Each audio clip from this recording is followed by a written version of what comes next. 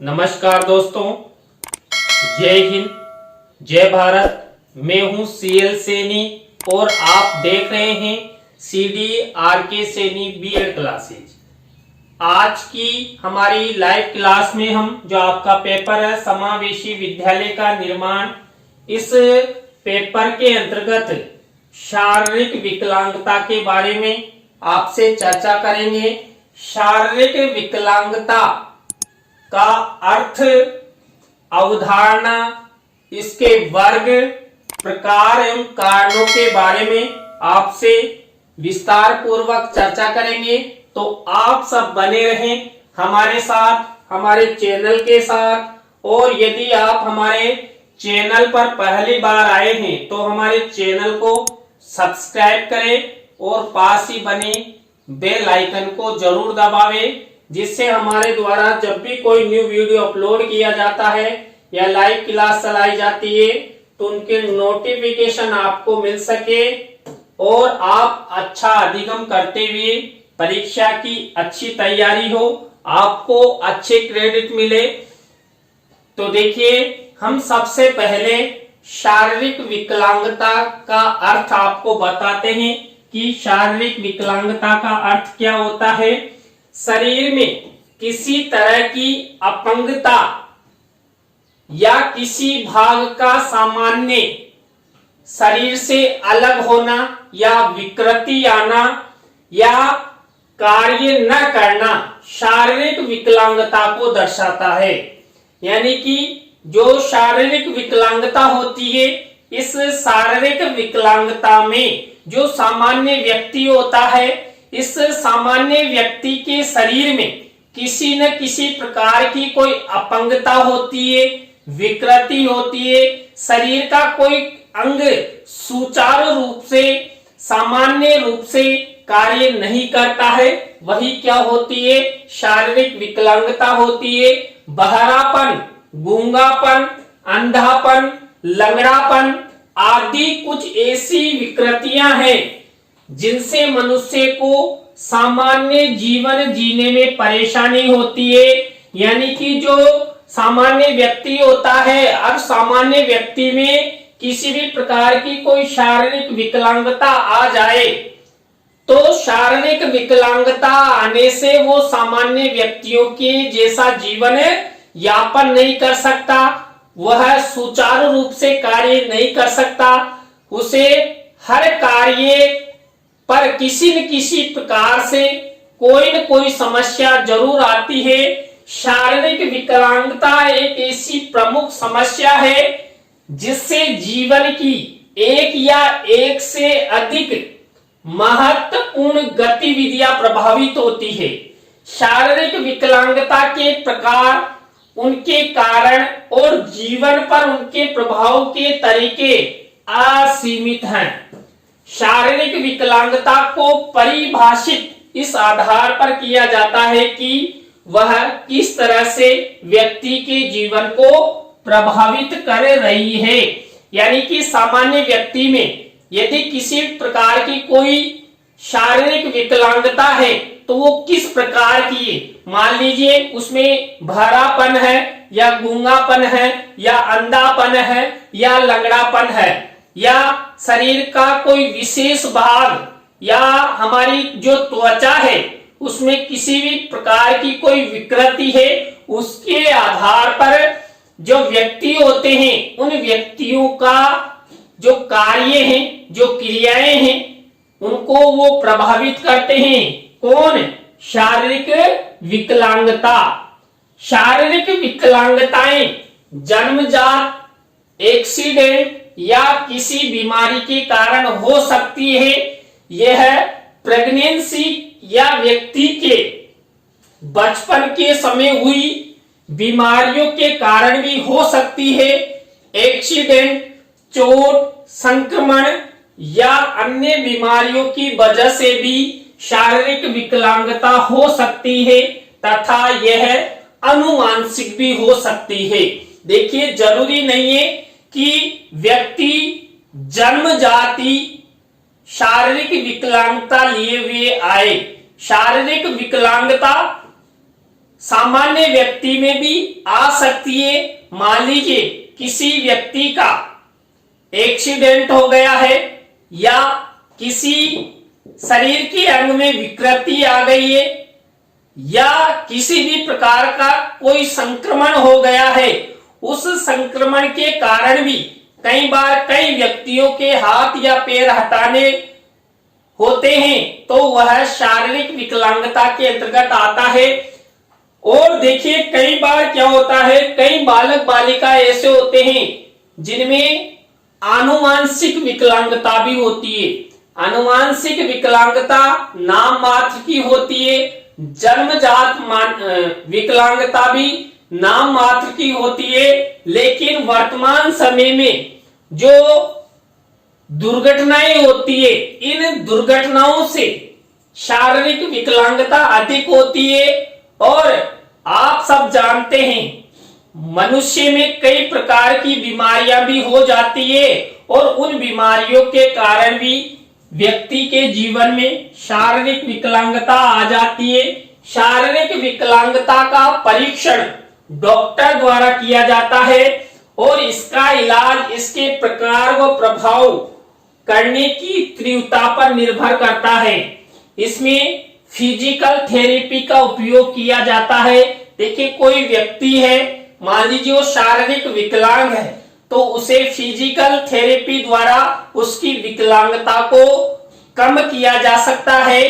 और आप सब जानते हैं कोई विकलांग व्यक्ति होता है, विकलांग बालक होता है, तो उसे डॉक्टर द्वारा एक प्रमाणित सर्टिफिकेट भी दिया जाता है, विकलांगता प्रमाण पत्र। और आप सब जानते हैं अभी विकलांगता के स्थान पर दिव्यांगता शब्द का यूज किया जाने लगा है।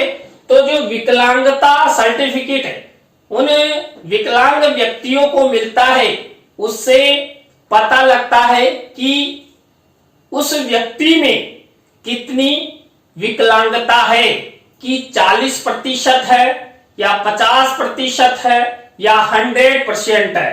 तो डॉक्टर के सर्टिफिकेट के आधार पर, प्रमाण पत्र के आधार पर व्यक्ति की विकलांगता निर्धारित की जाती है। तो यहाँ पर कुल मिलाकर यह हो गया कि किसी भी व्यक्ति के शरीर में किसी भी प्रकार की कोई विकृति या तो आनुवांशिक या कृत्रिम रूप से या किसी बीमारी से या किसी दुर्घटना से या किसी भी प्रकार की कोई, मान लीजिए कई बार क्या होता है शरीर में कई प्रकार की ऐसी क्रियाएं हो जाती है, उन क्रियाओं के तहत भी शारीरिक विकलांगताएं आ जाती है।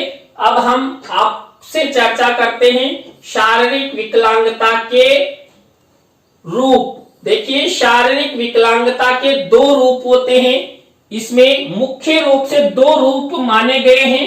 एक तो जन्मजात विकलांगता, यानी कि जब मां के गर्भ से बालक बालिका का जन्म होता है तो उस समय ये जन्मजात विकलांगता बालक बालिका के साथ आती है।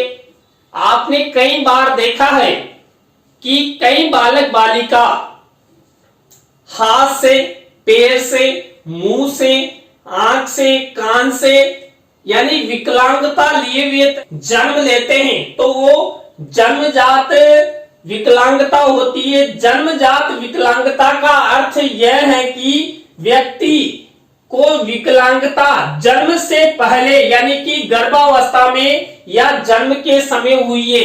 कई बार क्या होता है प्रेगनेंसी के दौरान या जब बालक बालिका गर्भावस्था में होते हैं तो माता को उचित पोषण नहीं मिलना, माता द्वारा किसी भी प्रकार की कोई मानसिक बीमारी से ग्रसित होना, ये भी जन्मजात विकलांगता पर प्रभाव डालता है।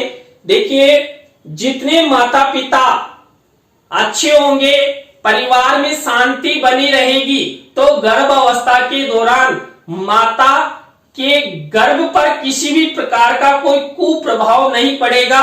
कुप्रभाव नहीं पड़ेगा तो एक स्वस्थ बालक बालिका का जन्म होगा। इसलिए आवश्यक है कि जन्मजात विकलांगता को बचाने हेतु हमें अधिक से अधिक प्रसन्न मुद्रा में रहना चाहिए, आवश्यक जो पोषक तत्व हैं उनका उपयोग करना चाहिए, जिससे अच्छे और स्वस्थ बालक का जन्म हो।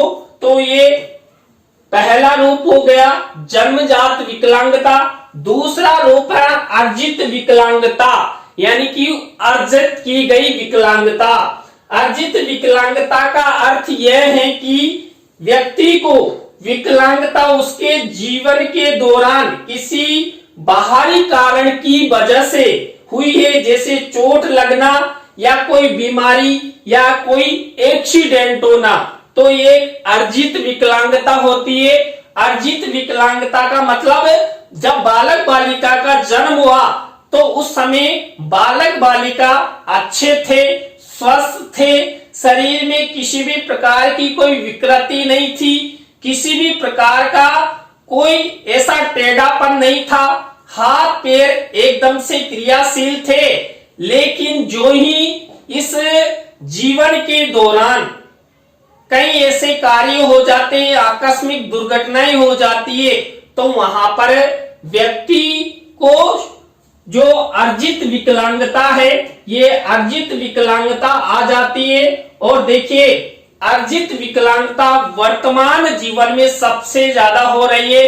आप सब जानते हैं कि इस समय व्यक्ति अधिक से अधिक परिवहन के साधनों का उपयोग करते हैं और परिवहन के साधनों के द्वारा ज्यादा एक्सीडेंट होते हैं और एक्सीडेंट के द्वारा कई व्यक्तियों के हाथ पैर मुंह आदि विकलांगता से ग्रसित हो जाते हैं। तो यहाँ पर परिवहन के साधनों को चलाते समय भी बड़ी सावधानी रखनी चाहिए, जिससे व्यक्तियों में जो अर्जित विकलांगता है यह अर्जित विकलांगता नहीं आए। अब देखिए यहाँ पर हम आपसे चर्चा करते हैं शारीरिक विकलांगता के कुछ मुख्य प्रकार। देखिए यहाँ पर जो हम शारीरिक विकलांगता के जो मुख्य प्रकार आपको बताएंगे, ये मनोवैज्ञानिकता के आधार पर निर्धारित है। आपकी परीक्षाओं में चाहे आप बीएड की कर रहे हैं, डीएलडी की कर रहे हैं या किसी भी प्रकार का कोई कंपटीशन एग्जाम जैसे रिट है, सीटेट है, उसके अंतर्गत ये आपसे पूछा जा सकता है। तो यहाँ पर मनोवैज्ञानिकता के नामों के आधार पर हमें शारीरिक विकलांगता के बारे में आपसे चर्चा करेंगे। देखिए पहला प्रकार है मोनोप्लेजिया।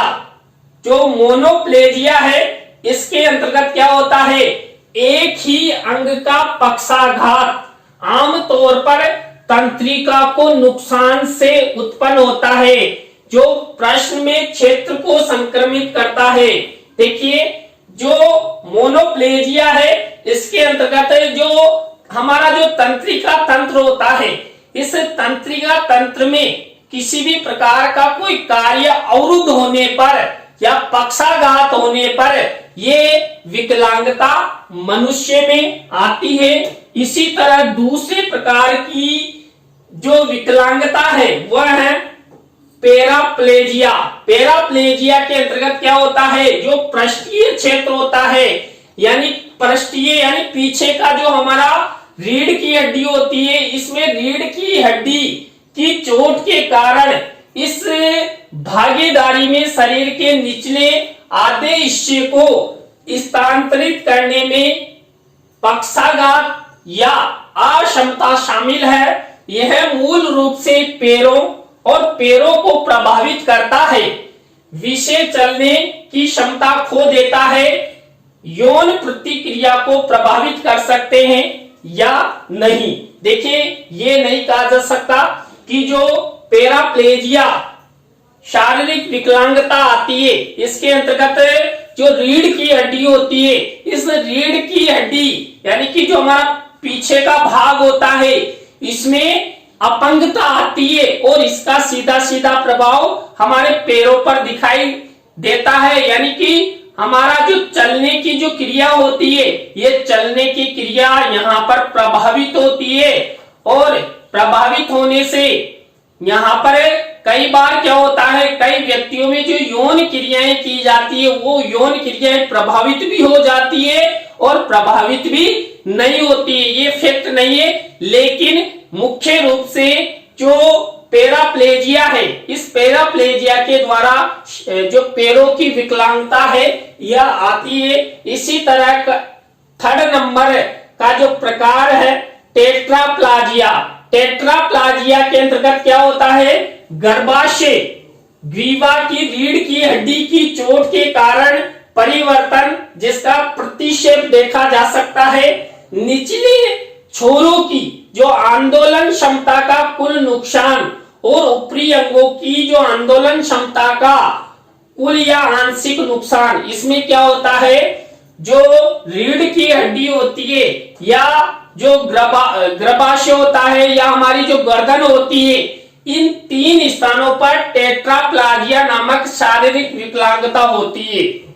इसके अंतर्गत जो मनुष्य है या कोई महिला है उसमें गर्भ संबंधी विकलांगता आ जाती है, गर्भ के स्थान पर विकलांगता होती है, या व्यक्तियों की जो गर्दन है ये गर्दन टेढ़ी होती है या रीढ़ की हड्डी में किसी भी प्रकार की कोई विकृति होती है, तो यहाँ पर ये सीधा सीधा कोई भी व्यक्ति जो हमें दिखाई देता है और जिसमें टेट्राप्लाजिया नामक शारीरिक विकलांगता है उसको हम सीधा सीधा देख सकते हैं और यह व्यक्ति को बहुत ही नुकसानदायक बनाती है। इसी तरह जो चौथे नंबर का प्रकार है, कौन सा, शारीरिक विकलांगता का, किसके अनुसार, मनोवैज्ञानिकता के अनुसार स्पाइना बिफिडा। जो स्पाइना बिफिडा नामक शारीरिक विकलांगता है इसके अंतर्गत ये एक प्रकार की जन्मजात विकृति है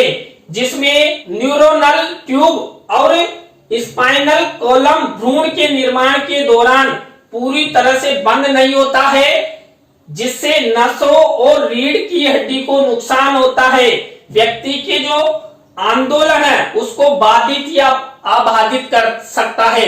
देखिए, जब महिलाओं में जो गर्भाशय होता है, इस गर्भाशय में जो भ्रूण का निर्माण होता है, उस भ्रूण के निर्माण के समय जो न्यूरोनल ट्यूब होता है या स्पाइनल कॉलम होता है ये बिल्कुल बंद नहीं होता है, यानी कि बाहरी हवा आती जाती रहती है। तो यहाँ पर जो स्पाइना बिफिडा है ये शारीरिक विकलांगता आ जाती है, क्योंकि जो बालक बालिका भ्रूण के अंदर पल रहे हैं वो बराबर मात्रा में घूम नहीं पाते हैं तो वो एक स्थान पर रुके रहते हैं और एक स्थान पर रुके रहने से उनके हाथ पैरों में विकलांगता गर्भाशय के दौरान ही आ जाती है। और जब उनका जन्म होता है तो उस समय वो जन्मजात विकलांगता लिए हुए जन्म लेते हैं। इसी तरह देखिए, जो 5वें नंबर की विकलांगता का प्रकार है मस्कुलर डिस्ट्राफी। देखिए, मस्कुलर डिस्ट्राफी क्या है, मांसपेशियों के डिस्ट्रोफी के भीतर विकारों का समूह शामिल है।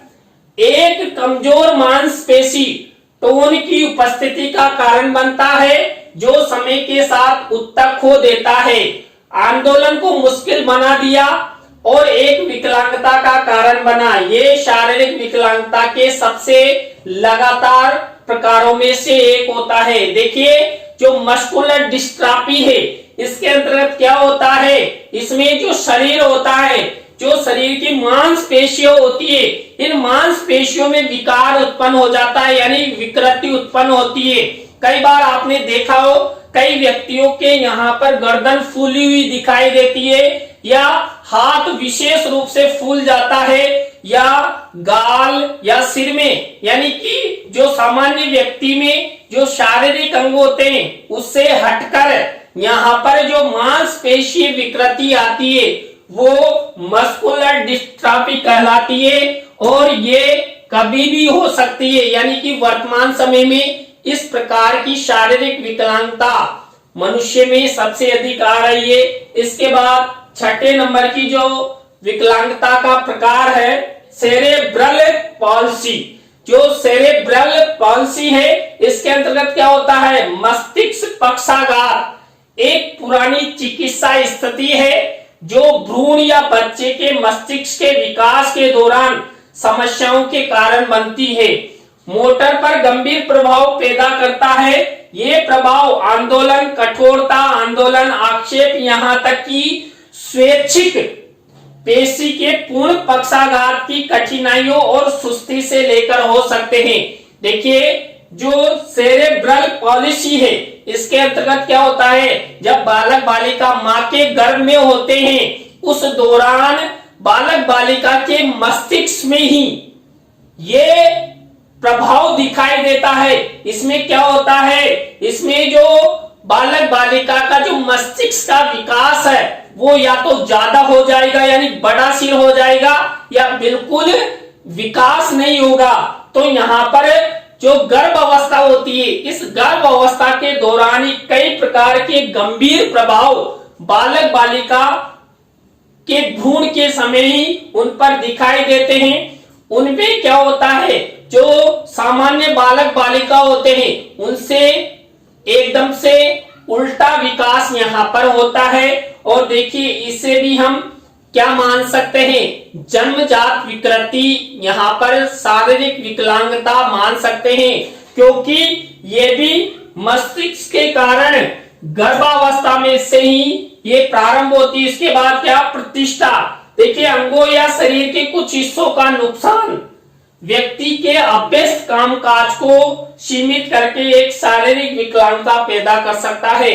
देखिए, कई बार क्या होता है, कई व्यक्ति कई कठोर कार्य करते हैं, भारी वजन का कार्य करते हैं, तो कार्य करने के दौरान ही उनमें विकलांगता आ जाती है। मान लीजिए हाथ में कुछ फ्रैक्चर हो गया या पैर में फ्रैक्चर हो गया, तो यहाँ पर शारीरिक रूप से कार्य करने पर भी प्रतिष्ठा नामक क्या आती है, शारीरिक विकलांगता आती है।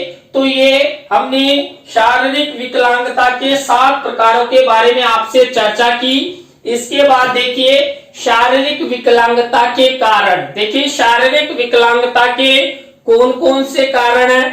देखिए, आपको ये क्लास लंबी लग रही होगी, लेकिन आपके लिए आपकी परीक्षा की दृष्टि से यह अति महत्वपूर्ण टॉपिक है। और यह टॉपिक शारीरिक विकलांगता को विस्तार पूर्वक स्पष्ट कीजिए तो निबंधात्मक प्रश्न के रूप में यह आ सकता है। और आपकी प्रतियोगिता परीक्षाओं में तो कहना ही क्या, छोटे छोटे प्रश्न, इनमें से कई प्रश्न बनकर आपके लिए आ सकते हैं। इसके बाद देखिए, पहला कारण है रीढ़ की हड्डी में चोट। कई बार क्या होता है, जो हमारी रीढ़ की हड्डी होती है इसमें टेढ़ापन होता है। कई बार ये क्या होता है, ये जन्मजात भी होते हैं और कृत्रिम रूप से भी इसमें टेढ़ापन आ जाता है। आदमी इस तरह झुककर चलता रहता है और क्या होता है, समय के अनुसार भी रीढ़ की हड्डी में विकृति आने लगती है। आपने वयोवृद्ध व्यक्तियों को देखा होगा जो इस तरह लाठी से ऐसे चलते रहते हैं, तो रीढ़ की हड्डी में जो विकृति आती है उसके कारण, ये रीढ़ की हड्डी की चोट के कारण ये रीढ़ संबंधी जो विकलांगता है यह आती है। इसके बाद मस्तिष्क की चोट। कई बार कई व्यक्तियों में, कई बालक बालिकाओं को जो मस्तिष्क होता है, इस मस्तिष्क में चोट लग जाती है। उस चोट के कारण भी शारीरिक विकलांगता आती है। अब ये चोट प्राकृतिक रूप से लगे या कृत्रिम रूप से लगे, यानी एक्सीडेंट के द्वारा भी जो प्रमस्तिष्क की ये चोट होती है ये आ सकती है। इसके बाद 3rd नंबर का कारण है, कई बार क्या होता है, जो हमारा मस्तिष्क होता है, हमारी जो तंत्रिकाएं होती है या मांसपेशियां हैं, इन मांसपेशियों को प्रभावित करने वाली जो गंभीर बीमारियां हैं, जैसे दिमागी बुखार आदि के कारण भी क्या होता है, शारीरिक विकलांगता आती है। इसके बाद अनुवांशिक विकार जैसे मस्कुलर डिस्ट्राफी है, समय के साथ मांसपेशियां कमजोर होने की समस्या। देखिए, जो हमने शारीरिक विकलांगता के प्रकार पढ़े थे उसमें मस्कुलर डिस्ट्राफी के बारे में मैंने आपसे चर्चा की थी। तो ये अनुवांशिक विकार के कारण भी क्या होता है, शारीरिक विकलांगता आती है। कई बार क्या होता है, कई व्यक्तियों को आपने देखा होगा जो कई तरह के बुखार आ जाते हैं और कई प्रकार की जो मांसपेशियां हैं उन मांसपेशियों में खिंचाव आ जाता है, तनाव आ जाता है या कुछ विकृति आ जाती है। तो उसके कारण भी क्या होता है, ये जो शारीरिक विकलांगता है वो आती है। और मैंने अभी अभी आपको बताया समय के अनुसार जो वयोवृद्ध व्यक्ति होते हैं उनमें जो मांस होता है वो घटता हुआ चला जाता है, यानी सूखापन आ जाता है, जिसके कारण भी शारीरिक विकलांगता आने लगती है। इसके बाद देखिए जन्मजात समस्याएं जैसे स्पाइना बिफिडा है, यानी कि शिशु की रीढ़ की हड्डी का ठीक से विकास नहीं होना भी शारीरिक विकलांगता का कारण बनता है। यानी कि जो मां का गर्भ होता है, इस मां के गर्भ के दौरान स्वस्थ बालक का विकास नहीं होगा, यानी कि जो बालक की ग्रोथ होनी चाहिए, विकास होना चाहिए, शारीरिक अंगों में किसी भी प्रकार की कोई विकृति नहीं होनी चाहिए।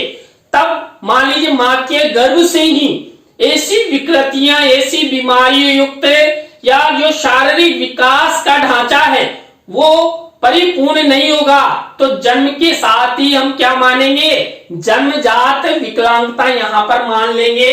तो यहां पर जन्मजात देखिए। और एक और बात आपसे कही थी, आप चाहे इस वीडियो को देख रहे हैं, चाहे आप गर्ल्स हो या बॉयज हो, आप सब अपना गृहस्थी जीवन जिएंगे। और देखिए संसार को चलाने हेतु आप जो निषेचन की प्रक्रिया अपनाएंगे, उस निषेचन की प्रक्रिया के दौरान जब आप बालक बालिकाओं को जन्म देंगे तो आप विशेष ध्यान रखें, गर्भ के दौरान माता को किसी भी तरह की कोई परेशानी नहीं हो, माता हमेशा खुश रहे। माता खुश रहेगी तो एक स्वस्थ, अच्छे और शारीरिक पूर्णता युक्त बालक बालिका को जन्म देगी। इसलिए आप किसी भी प्रकार की कोई माता को क्षति नहीं पहुंचाएं। कि समय गर्भ अवस्था के समय यदि आपको स्वस्थ बालक बालिका को पैदा करना है, किसी भी प्रकार की विकलांगता आप नहीं चाहते हैं, तो देखिए इसके बाद है दुर्घटना। दुर्घटना के कारण भी क्या होता है, शारीरिक विकलांगता आती है। तो ये शारीरिक विकलांगता के कारण है। तो देखिए आज की क्लास में हमने शारीरिक विकलांगता के अंतर्गत शारीरिक विकलांगता का अर्थ, कारण, प्रकार, इन सब के बारे में आपसे चर्चा की। तो आज की क्लास आपको कैसी लगी कमेंट्स में हमें जरूर बताएं। अच्छी लगी हो तो लाइक करें, कमेंट्स करें और शेयर जरूर करें। दोस्तों आप सब सहयोग करते हैं तो हमारा भी मनोबल बढ़ता है और आप सब इसी तरह हमारा सहयोग बनाए रखें। जय हिंद, जय भारत, राम राम सब।